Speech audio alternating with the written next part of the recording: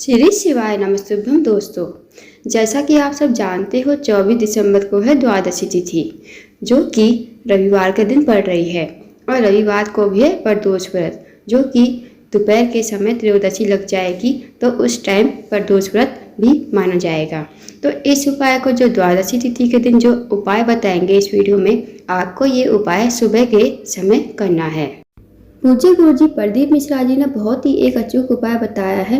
यदि आप इस उपाय को करते हो तो जो भी आपकी थायराइड बीपी जैसी बीमारी है ना, वो दूर हो जाएगी।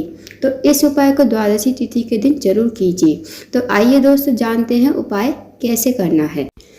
अगर आपको बीपी थायराइड जैसी बीमारी है तो इस बीमारी के लिए आप इस उपाय को कर सकते हो। इस उपाय को द्वादशी तिथि के दिन करना है। इस उपाय के लिए आपको लेना है 1 लोटा जल और 1 चम्मच या 2 चम्मच जितना शहद मिल जाए आपको ले लेना है। फिर साथ में 1 कटोरी ले जाना या 1 गिलास, जो भी पात्र आप खाली लेकर जाना साथ में। अब इन सबको लेकर आप पहुंच जाओ शिव जी के मंदिर में। 1 लोटा जल, 1 या 2 चम्मच शहद और 1 खाली कटोरी। आप पहुंच गए शिव जी के मंदिर में। सबसे पहले आपको माता अशोक सुंदरी का स्थान जहाँ पर होता है, वहाँ पर आपको ओम बनाना है शहद से। जो आप शहद लेकर गए हो, आप ओम बना देना। अब माता अशोक सुंदरी का स्थान कहाँ होता है दोस्तों? जब हम शिव जी पर जल समर्पित करते हैं, जहाँ से जल नीचे बहकर जाता है, तो वहाँ पर आप देखना बीच में मोटी सी लाइन होती है जलाधारी पर ही, तो वही नाग देवता की तरह बनी हुई होती है, वही माता अशोक सुंदरी का स्थान होता है। वहाँ पर आप उंगली से शहद से ओम बना दोगे। फिर जो आपके पास 1 लोटा जल है, अब शिवलिंग के ऊपर धीरे धीरे 1 लोटा जल श्री शिवाय नमस्तुभ्यम कहते हुए समर्पित करोगे। अब जहाँ से जल नीचे बहता है, मतलब नीचे गिरता है, वहाँ पर आप कटोरी लगा देना, क्योंकि जो जल नीचे बहकर आएगा वो कटोरी में आ जाएगा। फिर उस कटोरी के जल को आप लेकर घर आ जाना। इसे मतलब सुबह, शाम और दोपहर 3 टाइम लेना दोस्तों। इस उपाय को हर द्वादशी तिथि के दिन कर सकते हो। इस उपाय को करने से आपकी जो भी बीमारी होगी, बीपी थायराइड जैसी बीमारी होगी, वो सब दूर हो जाएगी। तो इस विशेष उपाय को द्वादशी तिथि के दिन प्रातःकाल के समय कीजिए। अब जानते हैं दोस्तों अगले उपाय के बारे में। यदि आपकी नौकरी नहीं लग रही, व्यापार नहीं चल रहा, आप इंटरव्यू के लिए जाते हो, सफल नहीं हो पाते, तो आप क्या करोगे? इस उपाय को आप प्रातःकाल के समय कभी भी किसी भी दिन कर सकते हो। अब आप जैसे शिव जी के मंदिर में जाते हो, तो जैसे पूजा अर्चना करते हो, 1 लोटा जल चढ़ाते हो, दूध चढ़ाते हो, फल चढ़ाते हो, दीपक लगाते हो, वैसे लगा लीजिए।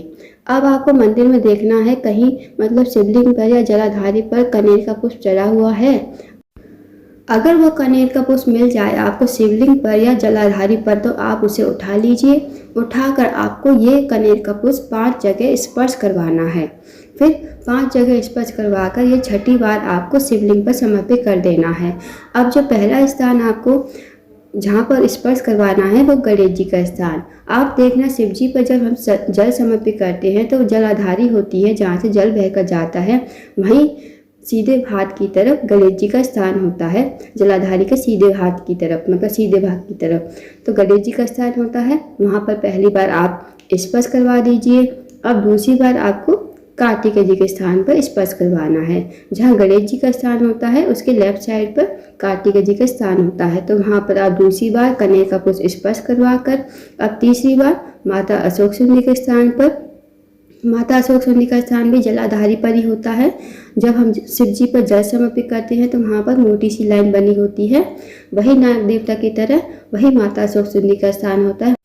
वहाँ पर आपको तीसरी बार स्पर्श करवाकर अब चौथी बार आपको जो है जहाँ पर शिव जी मतलब शिवलिंग विराजमान होता है दोस्तों, ऊपर जलाधारी होती है, जहाँ से बूंद बूंद शिवलिंग के ऊपर पानी टपकता है, पानी गिरता है, वो शिव जी की 5 बेटियाँ होती है, जया, विशरा, सामदीवाली, दौतली और देव। ये 5 बेटियों मतलब वहाँ पर ऊपर जलाधारी पर स्पर्श करवाकर आप चौथी बार स्पर्श करवाओगे। अगर जलाधारी मंदिर में नहीं है, तो आप इन 5 बेटियों का नाम ले देना, जया, विशरा, सामदीवाली, दौतली और देव, और शिवलिंग पर स्पर्श करवा देना। अब जो 5वीं बार स्पर्श करवाओगे, वो है भगवान शिव जी का त्रिशूल। अब भगवान शिव जी का त्रिशूल जो तीनों भाग होते हैं ना, जहाँ पर मिलते हैं नीचे की साइड, वहाँ पर आपको स्पर्श करवाना है।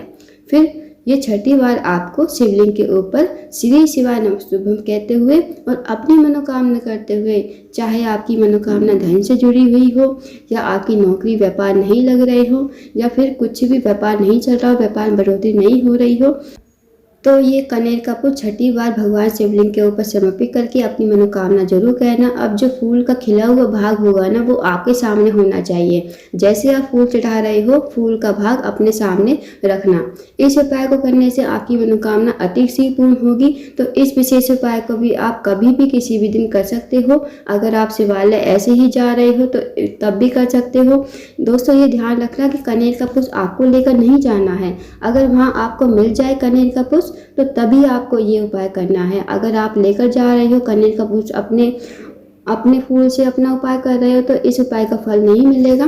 तो आपको जो कनेर का पुष्प वहाँ मिल जाए शिवलिंग पर, जलाधारी पर, तो उस फूल से आपको ये उपाय करना है। अब जानते हैं दोस्तों अगले उपाय के बारे में। यदि आपकी कोई समस्या है, धन से जुड़ी कोई समस्या है, पैसों की तंगी है, आर्थिक तंगी से बहुत परेशान हो, आपका जो सारा पैसा है वो बीमारियों में जा रहा है, तो इस उपाय को भी आपको प्रातःकाल के समय कभी भी किसी भी दिन कर सकते हो। अब आप जैसे शिव जी की पूजा करते हो, डेली शिव जी के मंदिर में जाकर जल चढ़ाते हो, फूल चढ़ाते हो, दीपक लगाते हो, वैसे कर लीजिए। अब आपने पूजा वगैरह कर ली शिव जी की। अब आपको क्या करना है, आप अगर कुछ भी नहीं लेकर गए हो, पूज्य गुरुजी प्रदीप मिश्रा जी कहते हैं, अगर आप कुछ भी नहीं लेकर गए, आपके पास कुछ भी नहीं है, ना चावल का दाना है, ना कुछ फूल वगैरह है, ना बेलपत्र है, तो आप क्या करना, बस आपको शिव जी पर जहाँ से जल चढ़ाते हैं, शिव जी पर जल नीचे बहकर जाता है, जलाधारी के एंड साइड पर जहाँ से जल नीचे गिरता है, आपको बस वो 3 बार स्पर्श करना है। श्री शिवाय नमस्तुभ्यम 1 बार स्पर्श कर दिया, श्री शिवाय नमस्तुभ्यम दूसरी बार स्पर्श करा, श्री शिवाय नमस्तुभ्यम, अब तीसरी बार स्पर्श करा, श्री शिवाय नमस्तुभ्यम। फिर आपको अपनी मनोकामना बोलनी है, चाहे आपकी मनोकामना धन से जुड़ी हुई क्यों ना हो, या आपका जो सारा पैसा है बीमारियों में लग रहा है, आप 1 पैसा कमाते हो, आपका सारा पैसा खर्च हो जाता है, तो अपनी मनोकामना जरूर कहना 3 बार। वही हाथ आपको अपने नैनों से लगाना है, अपने मस्तक से और अपने कर्ण से जरूर लगाना, और ऐसा उपाय करने से आपकी मनोकामना अति शीघ्र पूर्ण होगी। तो दोस्तों, पूज्य गुरुजी प्रदीप मिश्रा जी ने कहा, अगर आप ऐसे ही शिवालय जा रहे हो, शिवालय कुछ नहीं लेकर जा रहे, ना ही 1 लोटा जल, ना ही दूध, फल, फूल कुछ भी नहीं लेकर जा रहे, तो इस उपाय को एक बार करके देखिए। इस उपाय को करने से आपकी जो भी मनोकामना होगी अति शीघ्र पूर्ण होगी। तो दोस्तों, ये 3 उपाय जो इस वीडियो में बताए गए हैं बहुत ही अचूक उपाय हैं। इन 3 उपायों में से आपकी जो भी समस्या हो, जो भी परेशानी हो, तो आप इस उपाय को कर सकते हो। आपको जानकारी पसंद आई हो तो वीडियो को लाइक करें, शेयर करें, चैनल को जरूर सब्सक्राइब करें। कमेंट बॉक्स में श्री शिवाय नमस्तुभ्यम हर हर महादेव जरूर